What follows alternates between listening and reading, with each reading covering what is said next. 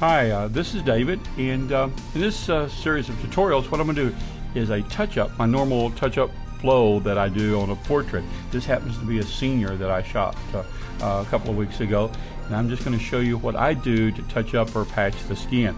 I built my own little panel here with kind of my procedure in it. The first thing I do is usually under the eyes lighten, and all this is a clone brush at about 21% in the lightened mode. So I just grab right here and just kind of go over the underneath the eyes there just to lighten up those dark areas. The next thing I'll do is I'll use the patch tool right here, and I put it in my panel just to make it easier to get to, and I'll just kind of clean up some of the blemishes. There's several ways to do this. Sometimes I'll use the patch tool, sometimes I'll use a healing brush.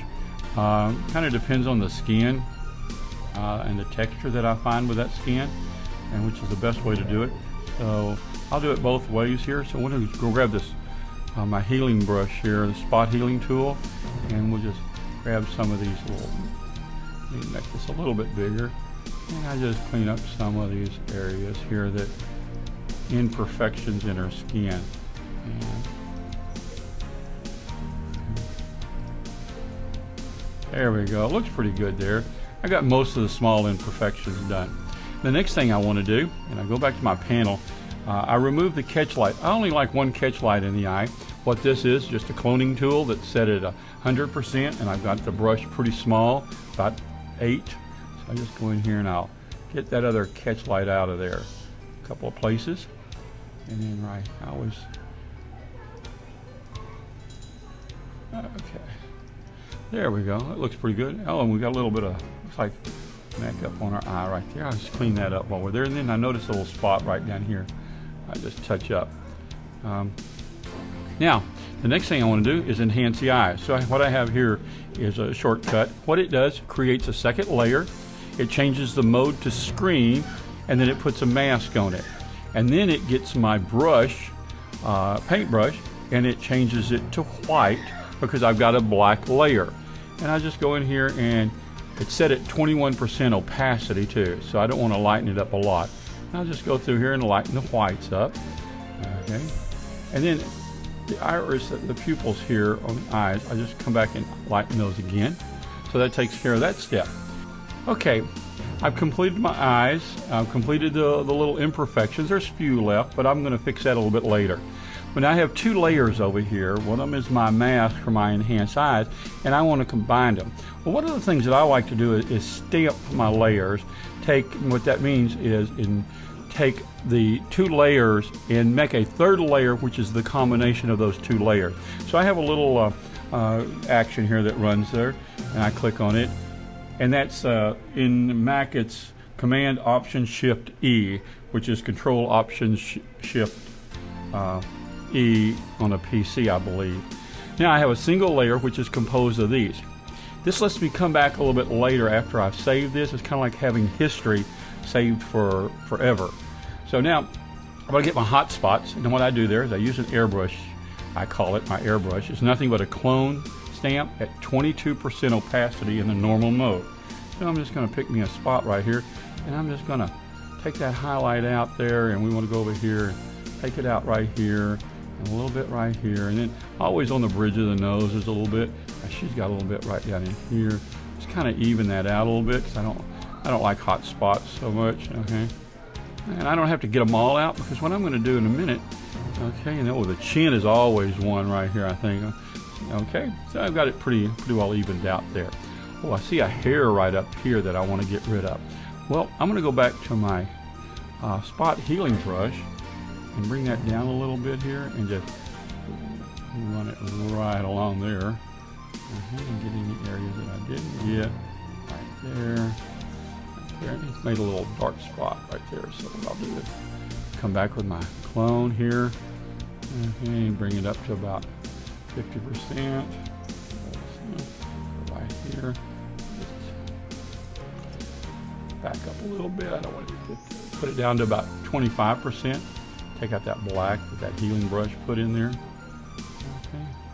Okay, looking pretty good there. All right. Next thing I'm going to do is I run portraiture to get out some of my unevenness again. So I'm going to do it. I have an action key for it here, and it'll run portraiture pretty quick. I do a, I don't want that skin that bright. Let's turn that back down. And I sample my skin right here about the redness, and I always keep a mask preview up. My settings are at the top is fine at -20, medium at -20, large is at a +18, and my threshold is 20. I always use a portrait size of larger, 11:16 or larger. And just sample this skin tone here. Right there, looks pretty good. That looks good. Run it. And I'll come back over here, and again, it's made another layer, which is my opacity layer. And if I think it's too much, which I think that is, I'm going to turn my opacity down just a little bit to get that skin texture back in there. Okay.